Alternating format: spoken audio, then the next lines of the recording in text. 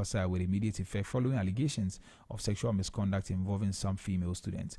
In a statement issued on Saturday, December 6, under the authority of the Director General of the GS and communicated through the Regional Directorate of Education, noted that the decision forms part of an administrative process to enable an urgent and impartial investigation into the allegations. Now, according to the letter addressed to the headmaster, his temporary removal from office is intended to guarantee the integrity of the investigative process and preclude any real or perceived interference. And the GES emphasizes that the stepping aside is not an admission or presumption of guilt, but a procedural safeguard to ensure transparency, accountability, and fairness. So sexual misconduct in our senior high schools is becoming one too many. This year alone, I think we've talked about quite a number involving some teachers, even at the junior high school level. And I think that this is something that we must pay attention to a lot more, because who knows how many more are happening in other schools, So let's actually deal with this particular menace. When we find people when we find people culpable, we need to deal with them appropriately.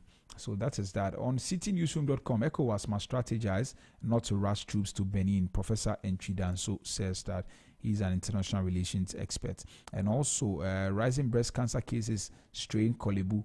Surgeon demands more centers. I see. ECOWAS deploys standby force to Benin, and also Roads Ministry closes of Angkor and Sawam Road for major asphalt works. And also GES interdicts George Penny Senior High School headmaster over alleged sexual misconduct. And also this one says that Martin People says a special prosecutor took $40,000 after clearing a Dubai. I see. This is a grave allegation. Let's see what comes out of that. And also President Mahama celebrates election anniversary, reaffirms resetting Ghana agenda, and also defend your dignity, Dr. IBN Chambers to Africans. Those are some of the stories on citynewsroom.com. Also, Benin coup thwarted by loyalist troops, and president tells the nation. And Anagrada preaching in Sawam prisons, ex-convicts confirms. Wow. Anyway, all right, so on graphiconline.com, a school in crisis, the decline of St. Paul Technical School in Kukurentumi. And also police recover seized weapons and arrest 9 after mob attack in Sawiye. I hope I got that right anyway. Kufo and how Kufado made some major decisions in government that were not understandable. And also Mahama links Wasi decline to weak basic education, outlines new direction at Doha Forum.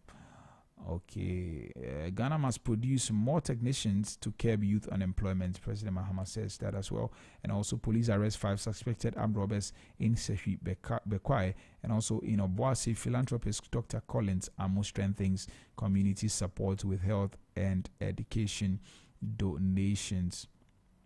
Also, this one says AMA establishes education support fund for children of fishermen. Well, I think that is great. That is something very, very, very good. I actually thought that was in place already, but if it wasn't, then this is actually very, very commendable.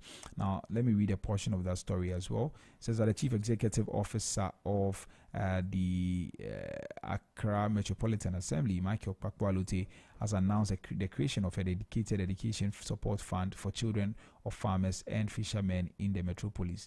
Now, the initiative is said has a seed money of 20,000 Ghana cedis donated by the Member of Parliament for the Ododo constituency, Alfred Nikote Ashi. Now, the intervention launched at the 41st National Farmers and Fishers Day celebration held at the forecourt of the AMA on Friday, December 5, was aimed at recognizing the indispensable role of farmers and fishermen in national development while ensuring that their children have access to school fees, scholarships, and educational support. Mr. Loti explained that the fund has been designed to provide targeted assistance so that no child will be denied education due to the nature of their parents' work or income levels. And he noted that beyond providing relief, the initiative seeks to make farming and fishing more appealing to the younger generation generation by demonstrating that such professions can secure a dignified and hopeful future. Now, addressing the media after the launch, the MCE said the intervention aligns with the broader support offered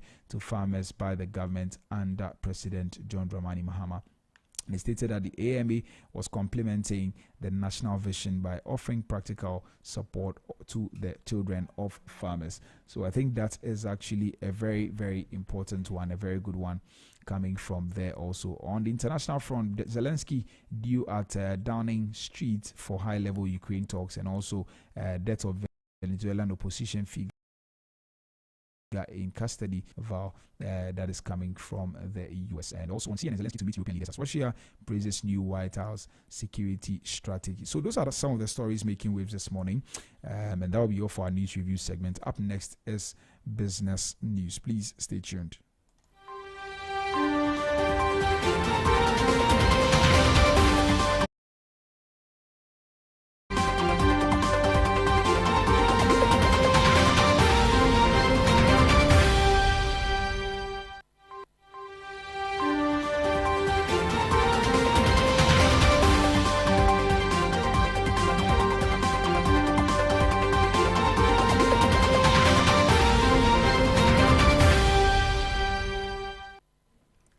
Welcome to Business News. I am Lois Amano.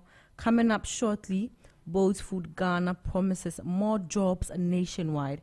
ECOWAS condemns military takeover in Benin. And also Fitch projects slight economic growth for Ghana in 2026. We have details of these stories and many others. Do stay with us.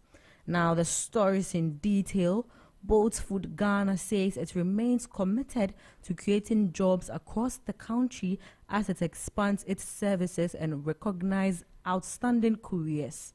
The company says its platform not only brings convenience to customers but also provides income opportunities for careers and supports local businesses. In line with this commitment, the platform recently celebrated one of its top couriers for exceptional performance, highlighting the impact of its growing network.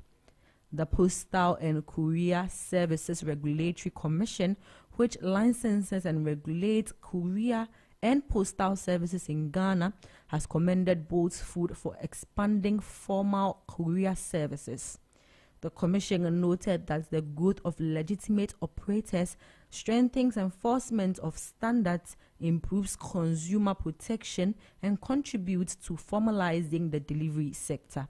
And also, Economic Community of West African States, ECOWAS, has condemned reports of a military takeover in Benin, calling it unconstitutional and warning that the coup leader will be held responsible for any harm. The regional bloc said it is ready to assist the government, including deploying its standby force if needed.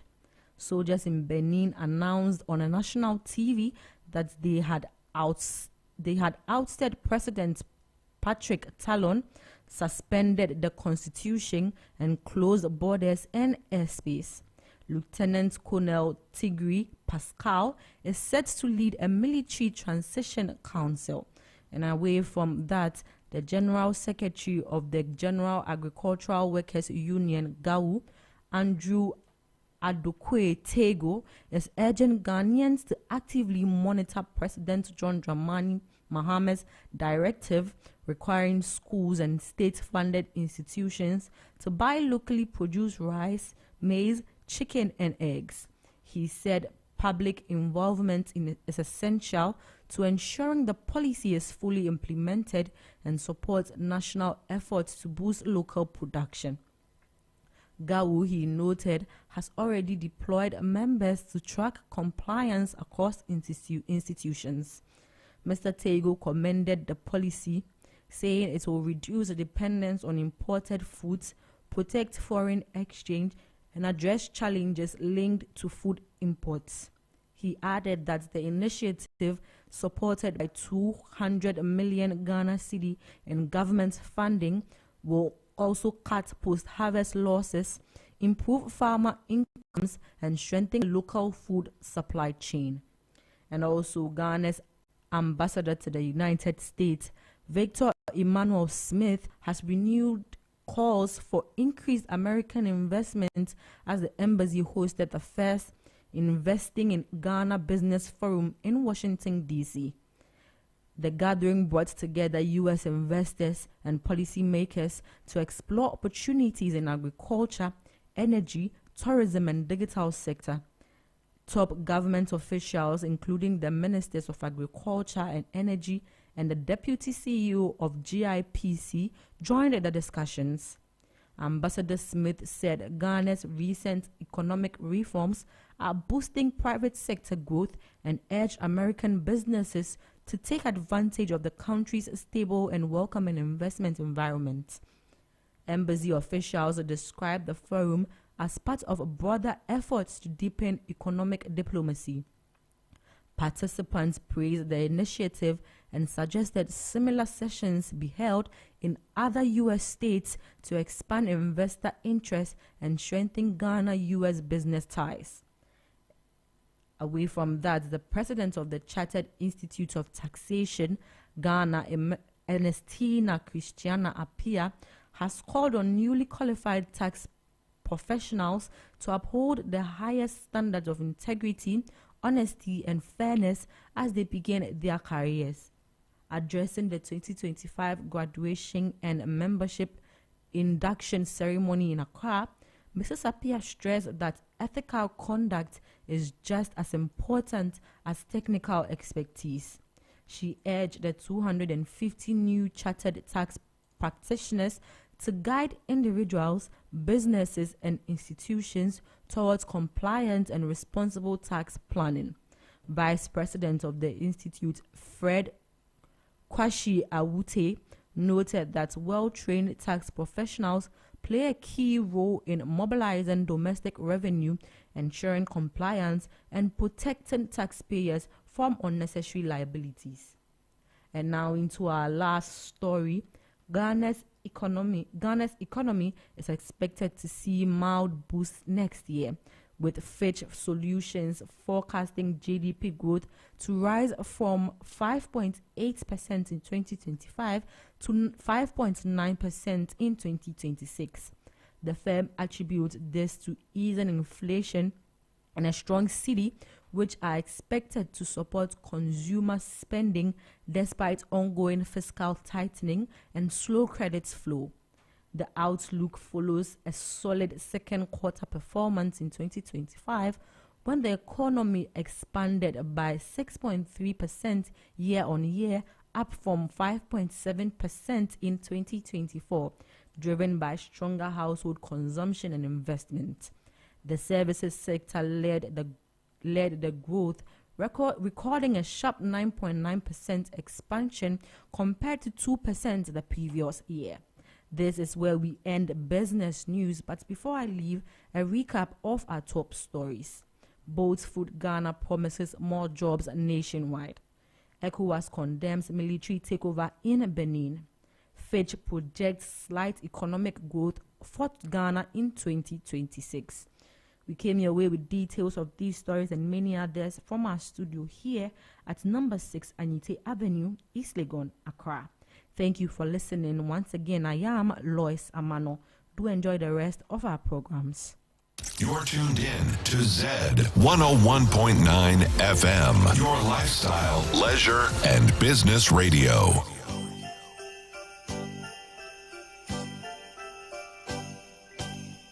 Ho, ho, ho. Good Park, together with the Father Campbell Foundation and the Miracle Child Foundation, is helping bring joy to the less privileged children by making their Christmas wishes come true. Children from several foundations will have written heartfelt letters to the Good Santa on December 10th at Good Park. Come, read a letter and make your wish come true. Give a child a reason to smile this season. Follow Good Park on all socials. Become a good Santa. Every child deserves joy. Ho, ho, ho.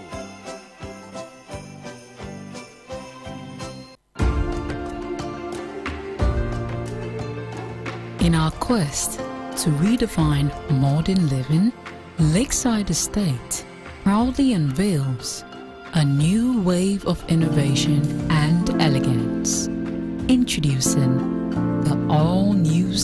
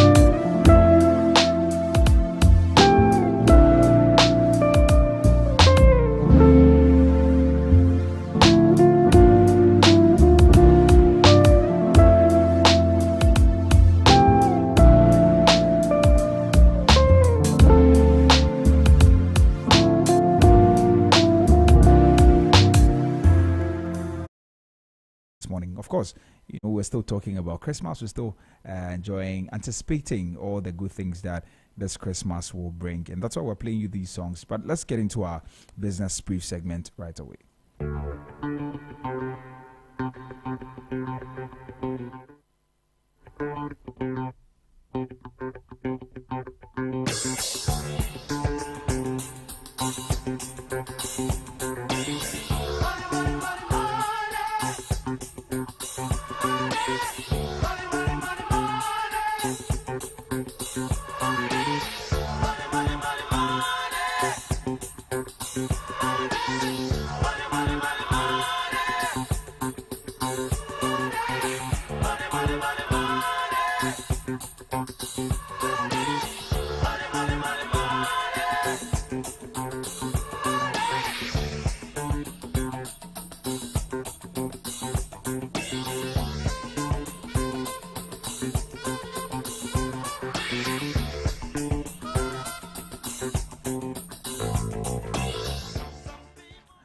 Thank you very much. Let's get into our business brief segment this morning. And today we're diving into a conversation that actually sits right at the heart of the average Ghanaian household. And we're talking about the cost of living.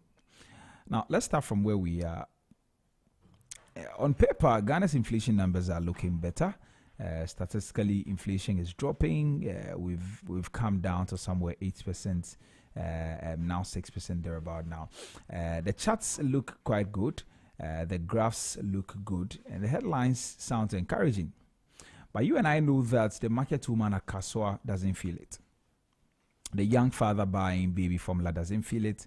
The choba owner restocking rice and oil doesn't feel it. And the ordinary worker whose salary hasn't moved in months doesn't feel it as well.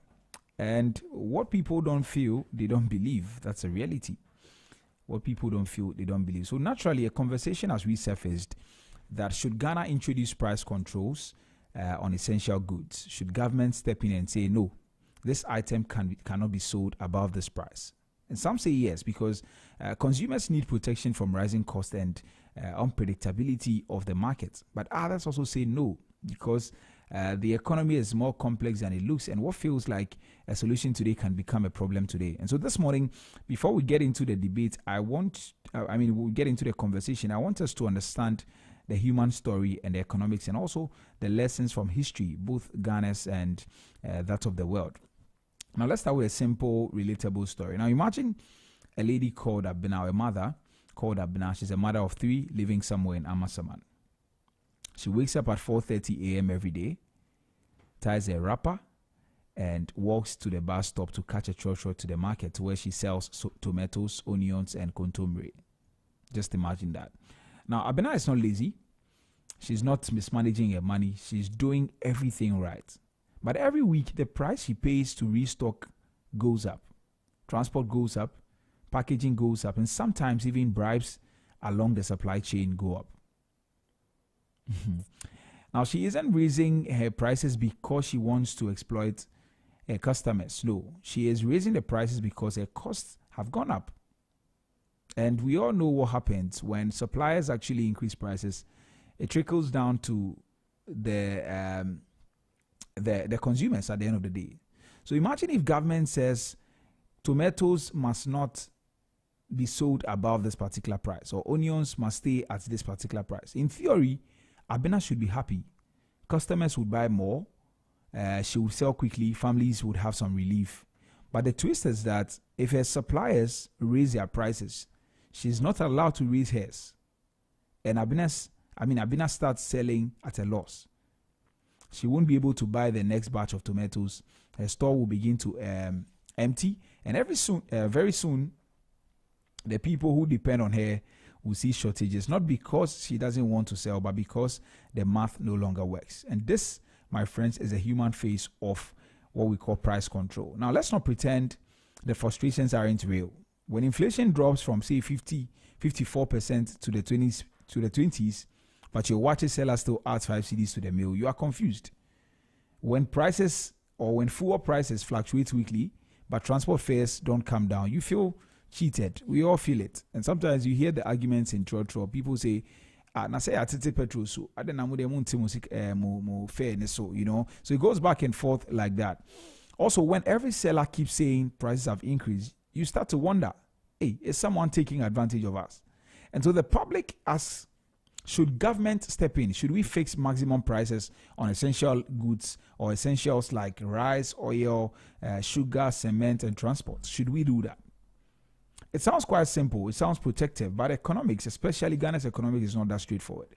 And to understand why, let's travel a bit. Let's go to somewhere in South America. Now, in the early 2000s, Venezuela was struggling. Prices were rising, people were complaining, and the government wanted to ease the pressure. So what did they do? They introduced strict price controls on essential goods like milk, sugar, flour, oil, fuel, and the basics, just the basic stuff. Now, at first, it worked beautifully. Prices stopped rising. People could suddenly afford things that they hadn't bought in years, and the government became extremely popular for that particular initiative. Now, but beneath the surface, something dangerous was happening. Producers were forced to sell below their cost of production. Imagine a factory spending $5, just $5, to produce a tin of milk, but being told to sell it at $3. It means that they are going to run at a loss. At first, they try to cope, but you can only make losses for so long, you know. And factories started cutting output. Others shut down completely. The shelves became empty. Supermarkets had long queues, and people fought over toilet paper and maize flour. And a new monster was born, which is a black market. Goods that were cheap in shops, if they even appeared, were smuggled and resold at triple the price. So that was actually what happened. By 2016, things had gotten so bad, Venezuela entered one of the worst hyperinflation episodes in modern history. And the very policy meant to help the poor ended up deepening poverty and collapsing production. What did the government do? They had to reverse the course and return to a more market-based system. And what was the lesson from that? Price controls can give some temporary relief, but if not supported by strong production and well-managed supply chains, it can actually create shortages and encourage black markets. Now, is Ghana Venezuela? No, we are not. But we can learn from Venezuela. We can learn from them. Now, let's come home. Price control is not new to us here in Ghana at all. In the early 70s and 1980s, Ghana experimented with price controlling with controlling prices of maize, rice, bread, and even transport. You know what happened? Shops went empty. The goods moved into the Kalabule market. Smuggling increased, producers reduced their supply, and consumers ended up paying more, not less. Now, Ghana learned the hard way that controlling prices without increasing production leads to scarcity. So, why is the debate back? Because today's Ghanaian is squeezed. Rent is rising, food is expensive, transport is inconsistent, utilities keep adjusting, and we are told that very soon we're going to increase it again in January. Water and electricity utilities are going to rise again. And also, salaries are not matching the inflation. So people want immediate relief. And it is valid to do that. But we must ask ourselves, will price control give relief? Will that bring real relief or temporary comfort that actually backfires over time? Those are the questions we have to ask ourselves. And let's explore the questions we must answer as a nation. Will controlling prices increase production or will it reduce it? Can we enforce price controls across the entire country fairly? Do we have enough supply to support fixed prices? Will sellers actually cooperate, or will goods just disappear from shelves? And most importantly, what is driving prices in the first place? Because the problem, if the problem is high production cost, high transportation cost, currency depreciation, which it's not the case really, expensive imports and unstable supply, then price control is only price controls will only treat the symptoms, and not the disease at the end of the day. So those are some of the questions we'll answer. I won't give the answers away. That's exactly for our roundtable discussion. But here's what we must keep at the back of our minds. Price controls are not automatically good or bad. They are tools, but tools that must be used very, very carefully.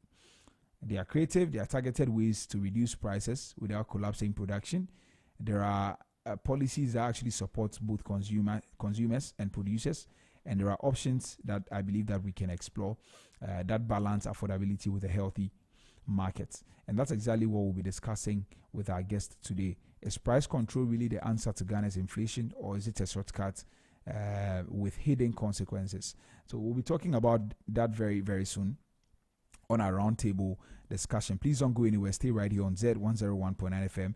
In a few moments, I'll be joined for that powerful roundtable discussion, and we'll break everything down in simple language. Well, so that will be all for our business brief segment this morning. Up next is Transport Today. But meanwhile, you can engage us on our social media platforms on Facebook, Instagram, and X. We are at ZFMGH, and also on TikTok and YouTube. We are at Z Multimedia.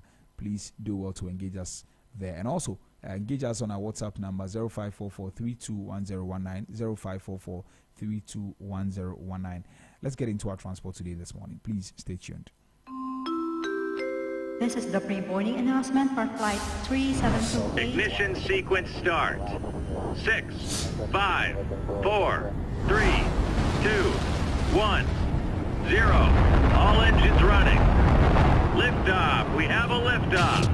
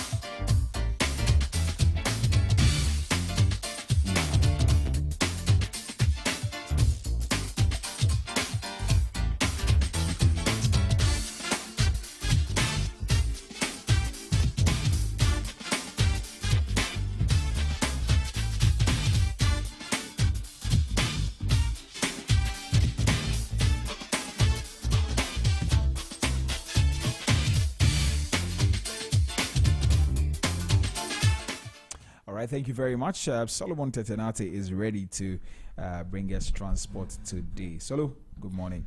Good morning, Nee Trebi Hammond. How are you doing, my brother? Yeah, I'm doing very well. Mention my name Maybe I have a reward for you today. You should give me something, Charlie. Yeah. But anyway, good to see you. Yeah, good to see you too. I hope you're doing well. Yeah, by the grace of God, I'm really doing well. And how was your weekend? It was okay. You know, I got time to rest and all that. Even though I had some couple of things to do, but at least we have a fresh energy, fresh mind, and we are. But you don't like Monday, so why are you saying? Maybe I'm learning from you. All right, so it's time for Transport Today, and I'm here to give you quick guide to local flights, traffic flow, and the latest in aviation. So let's get straight into your movement update, and I'm starting with the flight schedules for today. And I'm starting with Passion Air Accra to Kumasi. So Passion Air Accra to Kumasi morning schedules are 6:20 a.m., 8:50 a.m. and 11:20 a.m. 6:20 a.m., 8:50 a.m. and 11:20 a.m. Afternoon schedules are 1:50 p.m. and 4:20 p.m. 1:50 p.m. and 4:20 p.m. And then the evening schedule is at 7:20 p.m. for Passion Air Accra to Kumasi, and it takes 40 minutes to get to your destination. Now, Accra to Takoradi Passion Air morning schedule is at 6:20 a.m. and then afternoon schedule is at 4:20 p.m. and it takes 50 minutes to get to your destination. Accra to Sunyani has only one flight available for the day at 9:10 a.m. 9:10 a.m. and it takes 1 hour to get to your destination. Accra to Wa also has only one flight available for the day at 9:50 a.m. 9:50 a.m. It takes 1 hour 40 minutes to get to your destination. Now, Accra to Tamale morning schedule 6 a.m. and then afternoon schedules are 12:20 p.m. and 4 p.m. Morning schedule 6 a.m. and then afternoon schedules 12:20 p.m. and 4 p.m. and it takes 1 hour 20 minutes to get to your destination. So that's for Passion Air. Now let's look at Africa World Airlines, how their schedules also looks like today. So Africa World Airlines Accra to Kumasi morning schedules are 6:20 a.m., 8:40 a.m. and 9:40 a.m. 6:20 a.m., 8:40 a.m. and 9:40 a.m. And then afternoon schedules are 12 p.m., 2:20 p.m., 3:10 p.m.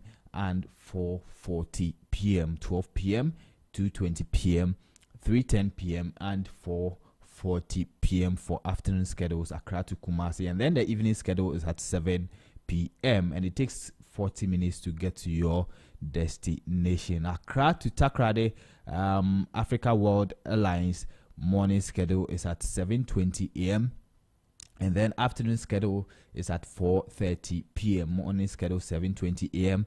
and then afternoon schedule 4:30 p.m. and it takes 40 minutes as well to get to your destination. Now Accra to Tamale, Africa World Airlines morning schedules are 6:30 a.m. and 9:30 a.m. 6:30 a.m. and 9:30 a.m. and then afternoon schedules are 12:30 p.m. and 3:30 p.m. 12:30 p.m. and 3:30 p.m. and it takes 1 hour to get to your destination. So these are the local flight schedules for today. Looking at the traffic situation in town, today I'm coming to you from the Hacho Road, and that's Hacho Atomic Road. There's traffic spotted at where the transitions is located, so you should take note of that. If you are using the Hacho heading towards the Makers House Chapel International, you are going to experience traffic. It starts from transition all the way to Makers House Chapel International, where the church is located, so you should take note of that. And also at Dome, there's traffic spotted at Dome Market, so you should take note of that. It starts from where the KFC is located all the way to Dome Crossing taxi rank. So if you are using the Dome Market Road, you are to take note. There's traffic, massive traffic on that stretch as we speak, and that's the St. John's Dome Kwabenya Brekusu Road. So take note of that. And also coming to Achimota, you are to experience traffic right from Achimota Mall past the KFC mile 7 all the way to Achimota Melcombe branch. So you are going to experience traffic right from the Achimota Mall to Achimota Melcombe.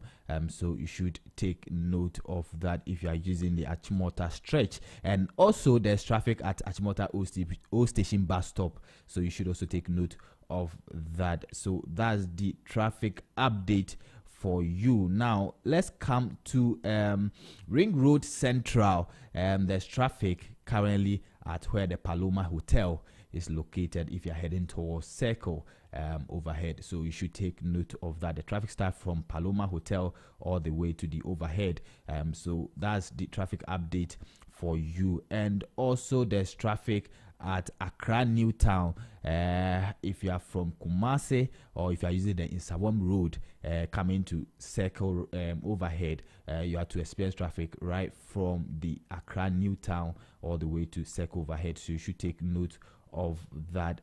Specifically the traffic starts from where the Atenka Media Village is located, past the Goyle Fuel Station all the way to the Telecel Ghana office Circle branch, so you should take note of that if you are using the Insawam Road heading towards Circle. So that's the traffic update for today. But maybe let me give you this update before I leave. So on the Prof. Atamels High Street at Jamestown, there's also traffic currently at that area heading towards the Kwame Nkrumah Memorial Park. There's massive traffic on the stretch, so you should take note of that if you are using that stretch. So that's all for the traffic update. Now let's look at some stories trending in the aviation sector. So Ghana Tourism Development Company calls for synergy as its marketplace app gains global traction. So Ghana Tourism Marketplace, a digital tourism ecosystem developed by the Ghana Tourism Development Company, is gaining global traction with inbound tourists booking varied experiences and various events ahead of the December festive season and paying for these services via the platform. So international visitors from Portugal, the United States, France, Germany, and other countries in Europe and Africa have been booking tourism-related services on the fully functional National Tourism Digital Marketplace. So speaking at the Volta Investment Summit, a novel event designed to promote tourism investment in the Volta region of Ghana, Professor Kobi Mensah, the CEO of the GTDC, noted that the Ghana Tourism Marketplace is already facilitating real-time bookings and payment from inbound tourists, with over 90% of tickets for the popular Accra by Night tour sold online to both domestic and international travelers using bank cards issued in Lisbon, New York, Paris, and Berlin. So that's good news for Ghana. And also Singapore Airlines reinforces its position as the world's best airline with an expanding A350 fleet, connecting global destinations with seamless luxury and cutting-edge services. So as the world's largest operator of the Airbus A350 aircraft, Singapore Airlines has set a new standard in long-haul and ultra-long-range air travel, offering unmatched comfort and connectivity, with its fleet of 65 Air 350s and 72 firm orders. The airline dominates key international routes, providing passengers with luxurious, efficient service on some of the longest non-stop flights in the world. So the airline's commitment to advanced technology and customer service makes it a global leader in aviation, redefining the long-haul experience for travelers. So that's all for transport today, and thank you so much, Ni, for having me today. All right, thank you very much, Solomon Tetenate, for bringing us transport today. Well, of course, the show continues. This is the Business Breakfast on Zed 101.9 FM, radio on your lifestyle, leisure, and business platform. We're going to get into our market trend segment very soon. Emmanuel Boateng, in-house economic analyst, will be joining me for today's conversation very, very soon. But we'll take a quick music break, and then when we return, we'll get into all of that. Please don't go anywhere. We will be right back.